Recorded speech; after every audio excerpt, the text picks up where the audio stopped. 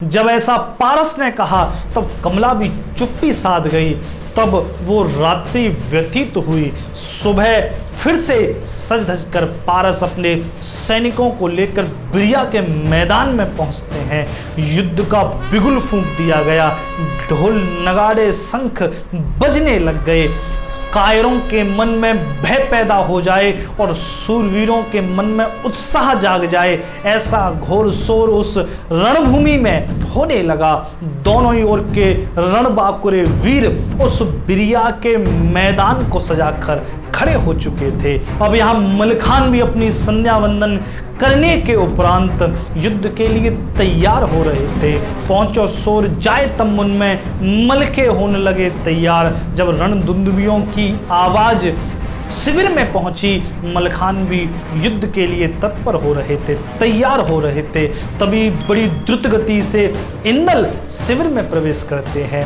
इंदल ने प्रणाम कीना, चाचा आज आप युद्ध के लिए न जाओ, आज का मोर्चा इंदल संभालेगा, तुम करो विश्राम आज यहाँ, मेरी देखो समर तकरार, आज आप यहीं विश्राम कीजिए। आज मेरा समर देखिए, मेरा पराक्रम देखिए। मैं उस पारस को अभी वीरगति प्राप्त कराकर उसके हाथी पर सवार होकर विजय श्री को लेकर लौटता हूँ। जब इंदल के ऐसे अति उत्साह के वचन मलखान ने सुने, मलखान बोले, इंदल अभी तुम्हें समझ नहीं आएगा, जिस योद्धा से मैं अपना चरम का युद्ध करके भी उसका कुछ नहीं बिगाड़ पाया, उस योद्धा का तुम क्या बिगाड़ पाओगे। लेकिन इंदल अपनी जिद के आगे कहां सुनने वाले थे।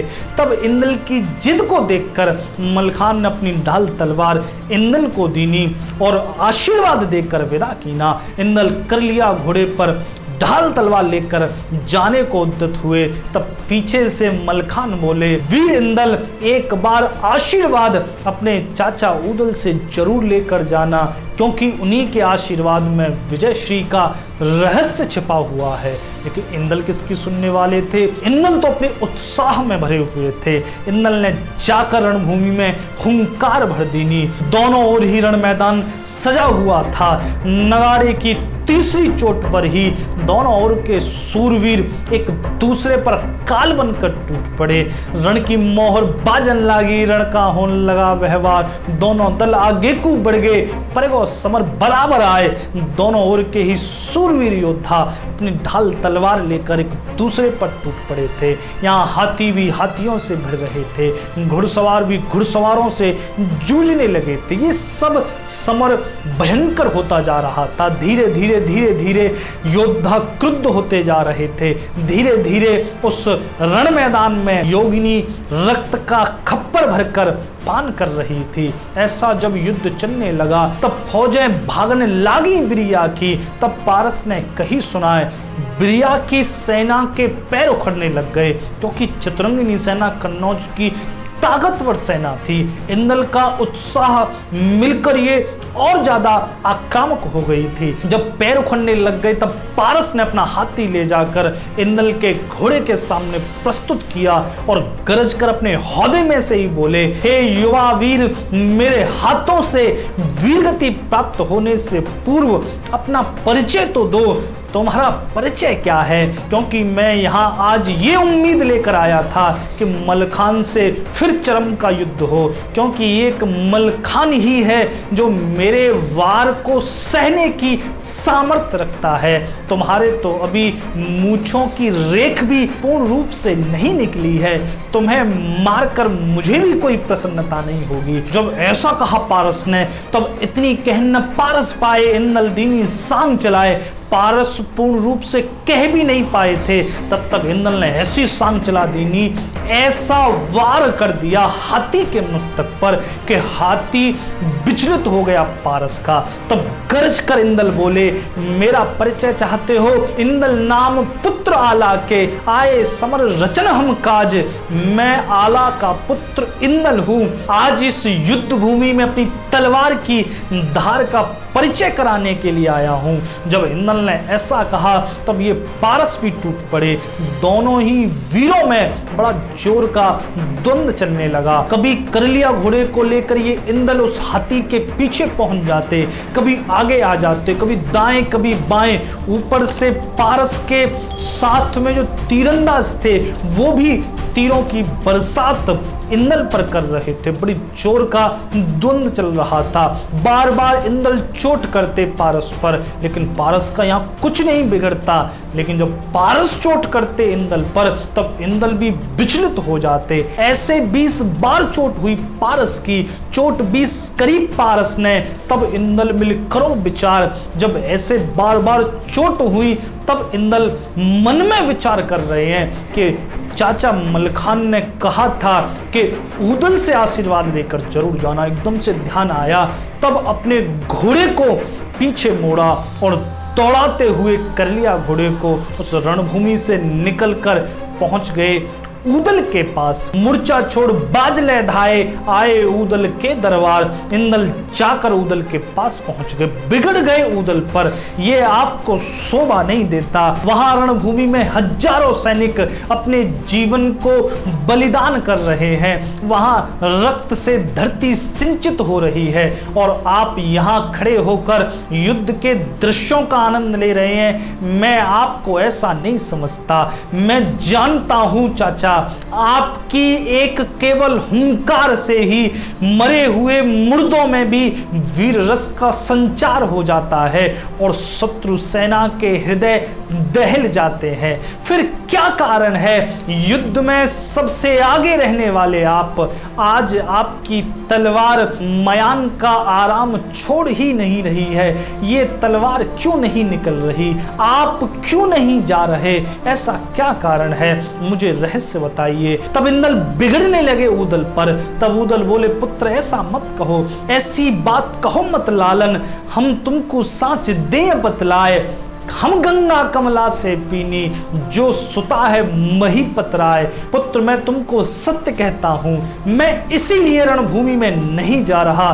मैंने मामा माहिल की पुत्री कमला को वचन दिया है। मैंने बहन कमला को ये गंगा अंजलि में धारण करके वचन दिया है कि मेरी तलवार कभी पारस की ओर नहीं मुड़ेगी, मेरा द्वंद्व कभी पारस से नहीं होगा, इसीलिए मैं युद्ध में नहीं जा रहा। तब इंदल बोले, अगर आप रणभूमि में जा ही नहीं सकते तो फिर यहाँ रणांगन आपने क्यों सजवा दिया है, फिर क्या होगा इसका।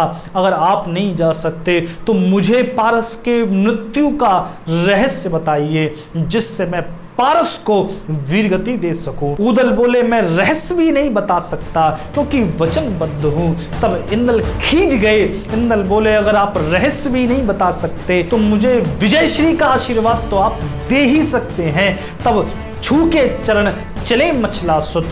जब ऐसे क्रोध में चरण छूकर उदल के चले इंदल, तब उदल ने अपने हृदय से लगा लिया इंदल को, हे पुत्र तुम पारस को नहीं जीत सकते क्योंकि उसकी रक्षा महादेव का वरदान कर रहा है। मैं तुम्हें रहस्य नहीं बता सकता, लेकिन मैं तुम्हें विजयश्री का आशीर्वाद जरूर दे सकता हूँ। और मैं तुम्हें आशीर्वाद देता हूँ कि तुम संध्या होने के बाद तक पारस से लड़ सको। ये बात उदल ने घुमाकर कह देनी। इंदल समझ गए कोई न कोई रहस्य संध्या में है, संध्या के बाद ही कोई रहस्य है। तब इंदल ने जाकर सैनिक सेनापतियों को आदेश दिया, पारस से युद्ध मत करो, द्वंद्व मत करो, केवल उलझाओ ताकि सूर्य अस्त हो जाए, फिर सूर्य अस्त के बाद युद्ध होगा। तब जब ऐसी रणनीति बना दी गई तो पारस को यहाँ सेनापति उलझाने लगे। एक सेनापति अपनी टुकड़ी लेकर जाता और पारस को ललकारता, बड़ा जोर का द्वंद्व करता लेकिन पीछे हटता जाता। फिर दूसरा सेनापति अपनी टुकड़ी लेकर दूसरी तरफ से पहुंचता। यहाँ ये चक्कर में घुमाने लगे पारस को। तब अंत में जैसे जैसे सूर्यास्त समीप आने लगा, इंदल अपनी सैनिक टुकड़ी को लेकर पहुंच गए। तब इंदल और पारस का द्वंद्व होने लगा। तब पारस भी अपने रणमत्त हाथी को लेकर अपने अंग रक्षकों के साथ इंदल की उस सैनिक टुकड़ी में प्रवेश कर गए। ये सैनिक टुकड़ी क्या थी? यही तो चाहते थे इंदल, कैसे भी पारस उनके व्यूह में आ जाए। पारस अपने चरम का युद्ध कर रहे थे। पारस का हाथी अपनी सूंड में सांकल बांधकर ऐसे घुमा रहा था, न जाने कितने क्षत्रिय वीर उस सांकल की चोट से धराशायी होकर रणभूमि में गिर रहे थे। बड़ा जोर का ये युद्ध चल रहा था, अपने चरम पर पहुंच गया। तब क्या हुआ? तब लो भाई अचानक संध्या पारस देख गए घबराए। तभी क्षितिज पर सूर्य अस्त होने को था। ये देखकर पारस घबरा गए, क्योंकि संध्या के बाद का बस पारस में नहीं था। पारस ने तब अपने हाथी को मोड़ना शुरू किया। यही तो देख रहे थे इंदल। इंदल ने जैसे ही हाथी को मोड़ते पारस को देखा, अपने करलिया घोड़े पर गरज पड़े इंदल, अरे वीर कहाँ जाते हो? अभी तो युद्ध का आनंद आना शुरू हुआ है, अभी तो जाकर युद्ध जमा है और तुम अपने हाथी को फेरने लगे। अरे खान पान सुख नींद त्यागो, बाजे रात दिना तलवार। अरे छोड़ो सुख नींद को, छोड़ो भोजन पानी को, जब तक या तो तुम या मैं वीर गति को नहीं प्राप्त हो जाता, तब तक इस रणभूमि से जाने की मत सोचो। अब सेनाओं को छोड़ो, मैं और केवल तुम द्वंद्व करते हैं, जब तक कि कोई एक वीर गति को प्राप्त नहीं हो जाता। पारस तब मुस्कुरा दिए, क्योंकि पारस समझ चुके थे इंदल को मृत्यु का रहस्य मिल गया है। लेकिन ये वीर पारस थे, कैसे लौट जाते? कोई ललकार रहा था इन्हें रणभूमि में, और ये कैसे पीठ दिखा देते? महादेव का वरदान न सही, लेकिन सूरवीरता तो इनके अंग प्रत्यंग में भरी हुई थी। तब वीर पारस ने फिर से अपना हाथी मोड़ लीना और ललकारते हुए इंदल से बोले, तब हंस कहे वीर बिरिया के, आओ खेलें जूझ घाय। आओ इंदल, तुम्हारे मन की ये अंतिम इच्छा भी मैं पूर्ण करके ही बिरिया के गढ़ में लौटूंगा। मुझे तुमसे युद्ध करने के लिए किसी कवच की आवश्यकता नहीं, महादेव के वरदान की आवश्यकता नहीं। तब ऐसा कहकर ये वीर पारस अपने हाथी के हौदे में से कूद पड़े। दोनों सेनाएं ही अब यहाँ खड़ी हो चुकी थीं। एक तरफ वीर पारस, एक तरफ ये वीर इंदल, ये दोनों का द्वंद्व चल रहा था, और ये दोनों ही सेनाएं खड़े होकर अपने अपने सेना नायकों को ऐसा जोर का पराक्रम प्रकट करते देख रही थीं। इंदल बिजली की कौन से अपनी तलवार का वार पारस पर कर रहे थे। पारस भी उच्च कोटि के सूरवीर योद्धा थे। दोनों में बड़ा द्वंद्व चल रहा था। भांति भांति के पैतरे बदलकर दोनों सूरवीर एक दूसरे की गर्दन उतारने के लिए जूझ रहे थे। एक प्रहर तक ये युद्ध चला। सूर्य अस्त हो गया। संध्या का समय भी धीरे धीरे रात्रि के अंधकार में बदलने लगा। दोनों ओर ही मसालें जल गई। यहाँ आला, उदल, मलखान, लाखन भी खड़े होकर इंदल को लड़ते हुए पारस से देख रहे थे। दोनों ही वीर पुरुषों की जय जयकार हो रही थी। इंदल और पारस का वो युद्ध उस दिन बिरिया के मैदान में इतिहास रच रहा था। लेकिन यहाँ इंदल की स्फूर्ति हस्तलाघव के आगे पारस कमजोर पड़ गए। ऐसा वार इंदल ने मलखान की तलवार से पारस की तलवार पर किया कि पारस की तलवार के दो टूक हो गए। पारस दूसरी तलवार लेते उससे पहले तो बिजली की कौन से इंदल ने पारस की गर्दन धड़ से अलग कर दी। वीर पारस मुस्कुराते हुए उस बिरिया के रण मैदान में वीरोचित गति को प्राप्त हो गए। ऐसा समर उस दिन उस भूमि पर घटा जिसने इतिहास लिख दिया।